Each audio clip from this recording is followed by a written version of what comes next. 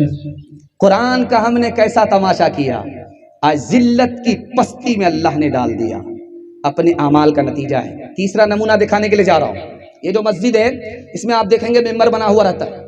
उस मेंबर पर जुमा के दिन आकर के खतीब खुतबा देता है, खड़ा होकर के खुतबा देता है।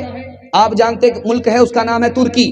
तुर्की इतना कामयाब मुल्क है, इतना तरक्की याफ्ता मुल्क है, इतना सुपर पावर मुल्क है कि जवाब नहीं।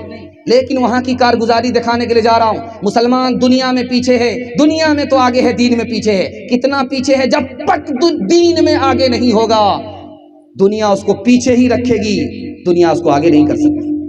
मेंबर पर पगड़ी रखी हुई होती है और ये जुब्बा रखा हुआ रहता है, जो हम पहने हुए हैं ये जुब्बा रखा हुआ होता है, और डुप्लीकेट दाढ़ी रखी हुई होती है, जैसे टोपी रखी हुई होती है हमारी मस्जिद में प्लास्टिक वाली टोपी, उसी तरह वहां दाढ़ी रखी हुई होती है मेंबर पे। अब वो इमाम आया, कोट पतलून में आया, कोट पतलून में आया वो इमाम। सबसे पहला काम वो करता है कि वो जुब्बा उठाता है वहां से, उसको पहन लेता है, और उसके बाद वो जो पगड़ी रखी हुई है डुप्लीकेट पगड़ी उसको लगाता है, और वो डुप्लीकेट जो दाढ़ी रखी हुई है उसको लगाता है, क्योंकि इससे पहले वो सफाचट होता है, चेहरा उसका फुटबॉल का मैदान है, वो डुप्लीकेट दाढ़ी लगाता है। नबी की सुन्नत का तुम तमाशा करोगे, अल्लाह पूरी दुनिया में तुम्हारा तमाशा कर देगा। चौथा नमूना आपकी खिदमत में लेकर के आ रहा हूं, बहुत ध्यान से सुनिएगा।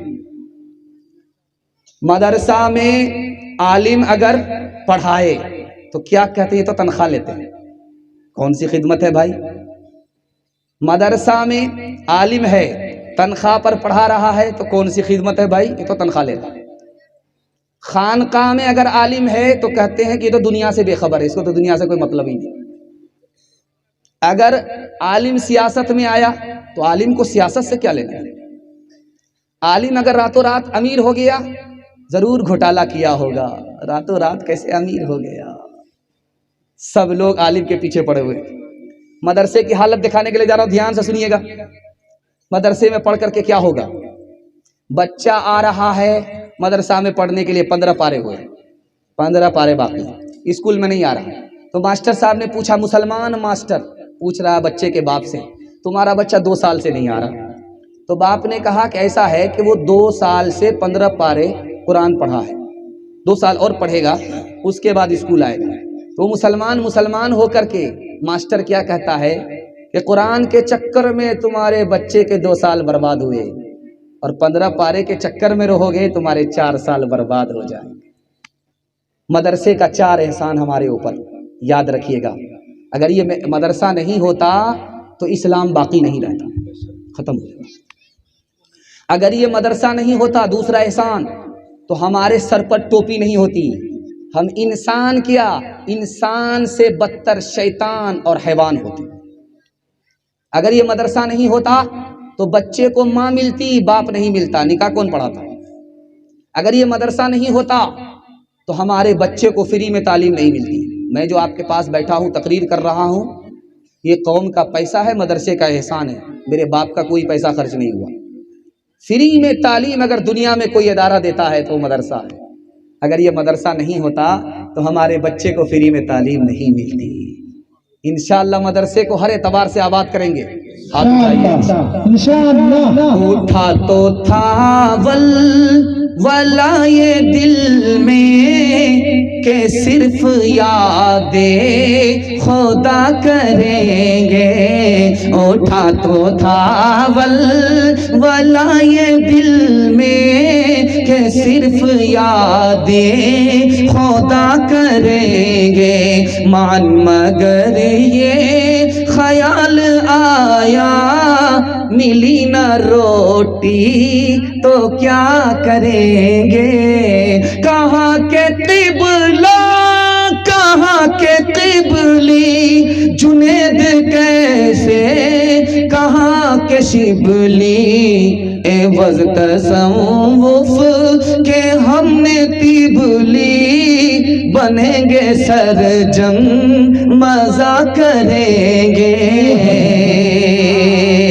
हर पल बरस रहे हैं अनवार मदरसों में, आकर तो कोई देखे एक बार मदरसों में। हर पल मोहब्बतों का इजहार मदरसों में, गुफ्तार मदरसों में, किरदार मदरसों में। दिन भर तिलावतें हैं,